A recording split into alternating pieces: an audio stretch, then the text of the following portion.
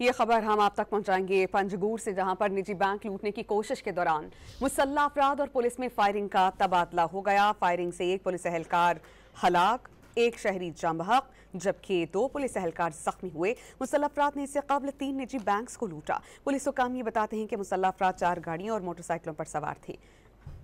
Bank लूटने की कोशिश के दौरान मुसल्लह अफराद और पुलिस में फायरिंग का तबादला हुआ।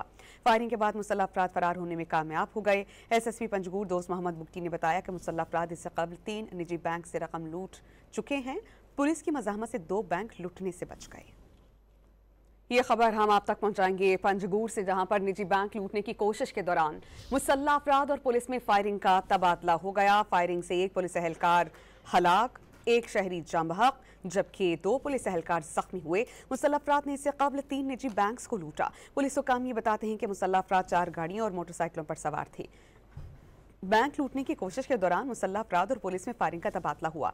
फायरिंग के बाद मुसल्लह अफराद फरार होने में कामयाब हो गए। एसएसपी पंजगूर दोस्त मोहम्मद बुगटी ने बताया कि मुसल्लह अफराद इससे कबल 3 निजी बैंक से रकम लूट चुके हैं।